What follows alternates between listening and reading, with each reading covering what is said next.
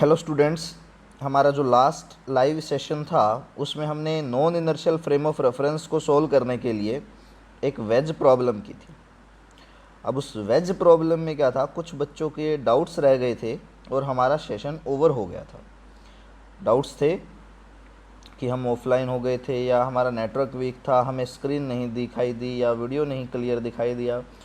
तो पहली बात बेटा, जब भी वीडियो या ऑडियो आपको क्लैरिटी में नहीं आता है तो आपका नेटवर्क जो है वो फ्लक्चुएट कर रहा है, वो वीक हो रहा है, इसलिए आपका ऑडियो या वीडियो का क्वालिटी पुअर हो जाता है।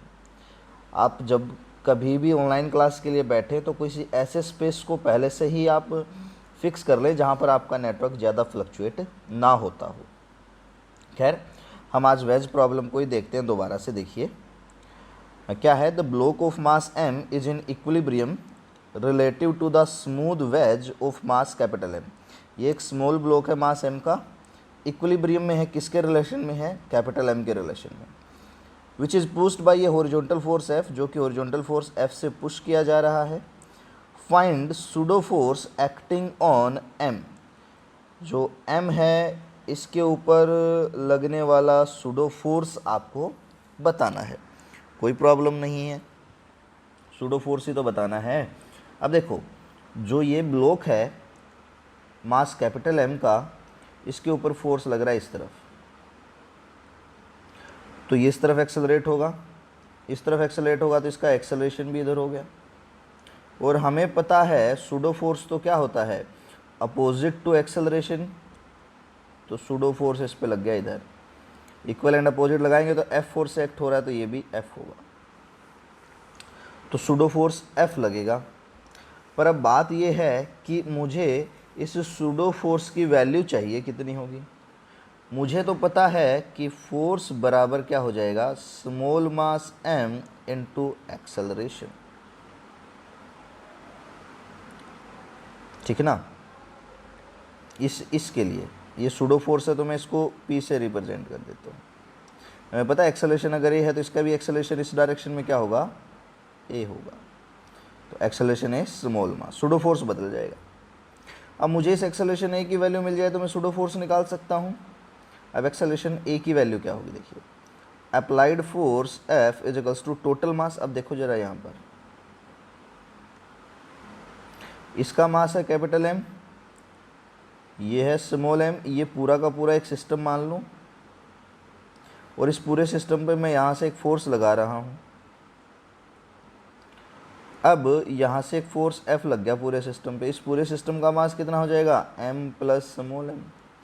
तो इस F में is equals to m plus small m into में एक्सेलरेशन है। यहाँ से एक्सेलरेशन a की वैल्यू क्या आ जाएगी, F divided by m plus में स्मॉल m।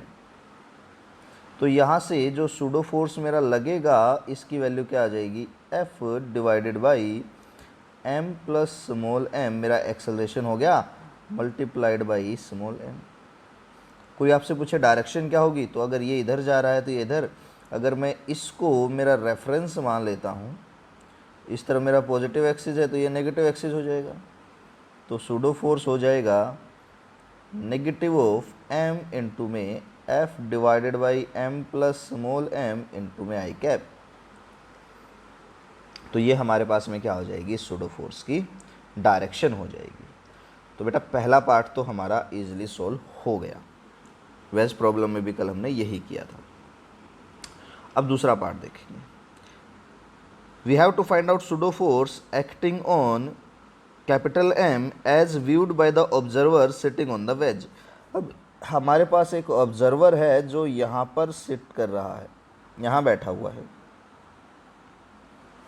अब हमें क्या करना है, इस ऑब्जर्वर का सूडो मतलब इस ऑब्जर्वर के रिस्पेक्ट में इस कैपिटल M के ऊपर कितना सूडो फोर्स लग रहा है, हमें वो फाइंड आउट करना है। कोई प्रॉब्लम नहीं है भाई, सूडो फोर्स का तो हमें फॉर्मूला पता ही है। क्या होता है सूडो फोर्स, मैं मान लेता हूँ कैपिटल M पे लग रहा है M सूडो फोर्स। क्या होता है सूडो फोर्स, मास कैपिटल M हो गया इनटू में एक्सेलरेशन a हो गया। एक्सेलरेशन तो हमने निकाल ही रखा है, कोई प्रॉब्लम ही नहीं है। तो यहाँ से हमारे पास में कैपिटल M पर जो सूडो फोर्स लगेगा वो क्या आ जाएगा, मास इनटू में एक्सेलरेशन क्या हो जाएगा, F divided by m plus m। अब डायरेक्शन की बात करते हैं, चलो यहाँ पर भी हम डायरेक्शन की बात कर लेते हैं। डायरेक्शन की बात सेम है, जब कैपिटल F के ऊपर फोर्स इधर लग रहा है तो इसके ऊपर सूडो फोर्स किधर लगेगा, इधर लगेगा। तो मैं इसकी डायरेक्शन भी लगा देता हूँ, Fm is equals to minus of capital M into में F divided by capital M plus small m into में I कैप। आ जाएगा मेरे पास में ये।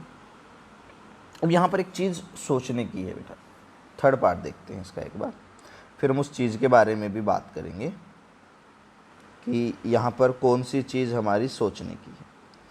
अब देखिए क्वेश्चन में थर्ड पार्ट में क्या कह दिया, will these pseudo forces equal and opposite action reaction pairs explain.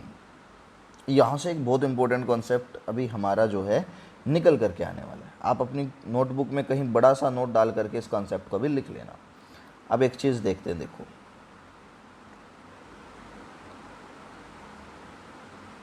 ये है मेरा small block, mass with small m। अब इसके ऊपर सूडो फोर्स लग रहा है ऐसे, F हमने स्मॉल m मान लिया इसको, और जो मेरा दूसरा ब्लॉक है उसके ऊपर सूडो फोर्स ऐसे लग रहा है, F विद कैपिटल M मान लिया इसको। अब अगर मैं यहाँ पर बात करूँ F विद स्मॉल m तो वैल्यू कितनी आ गई थी, m F divided by m plus m with I negative. बात करूँ F विद कैपिटल M तो वैल्यू कितनी आ गई थी, negative sign capital M F divided by m plus small m। अब ये दोनों वैल्यूज़ देखो, क्या ये दोनों वैल्यूज़ का मैग्नीट्यूड इक्वल है। डायरेक्शन को तो छोड़ दो, चलो कोई बात नहीं, डायरेक्शन की तो बात ही नहीं कर रहे हम, पहले तो हम मैग्नीट्यूड की ही बात कर रहे हैं। तो देखिए F विद स्मॉल m का मैग्नीट्यूड क्या आया था, small m F divided by m plus m, और F विद कैपिटल M का मैग्नीट्यूड क्या आया था, capital M F divided by m plus m। क्या F with small m equal है F विद कैपिटल M के, आप कहेंगे नो सर। देख लो यहाँ, अगर ये इक्वल ही नहीं है तो ये एक्शन रिएक्शन पेयर कैसे बन सकते हैं, बन ही नहीं सकते। अब यहीं पर आपका मेजर जो है कॉन्सेप्ट निकल करके आ रहा है, और वो कॉन्सेप्ट क्या है, नोट डाल लेना, कहीं लिख लेना इस बात को। इस क्वेश्चन के पीछे लॉजिक यही था कि सूडो फोर्स हमारे पास में इकलौता ऐसा फोर्स है which does not have action and reaction pair. इकलौता ऐसा फोर्स है जिसके एक्शन रिएक्शन पेयर नहीं है। कभी आपसे पूछा जाए कि हमें एक फोर्स का एग्जाम्पल दो जिसके एक्शन रिएक्शन पेयर नहीं है, तो सूडो फोर्स है, ठीक है ना। अब कोई ये भी पूछ ले कि ऐसा क्यों है कि सूडो फोर्स के एक्शन रिएक्शन पेयर नहीं हैं, तो आप कहेंगे ऐसा इसलिए है बिकॉज सूडो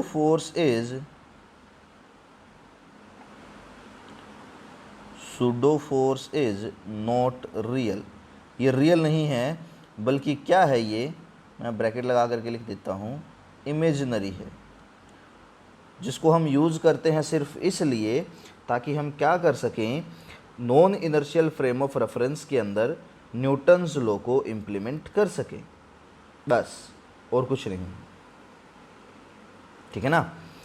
मैं बेटा आपको ये जो क्वेश्चंस हैं, वेज कंस्ट्रेंट वाले क्वेश्चंस या सिंपल डायनेमिक्स के क्वेश्चंस, आज मैं लाइव सेशन में आपको ये क्वेश्चंस जो हैं इनर्शियल फ्रेम ऑफ रेफरेंस से कैसे सोल्व करते हैं ये सिखाऊंगा, और non inertial frame of reference से कैसे सोल्व करते हैं मैं ये भी सिखाऊंगा, ठीक है ना, दोनों में से किसी से भी।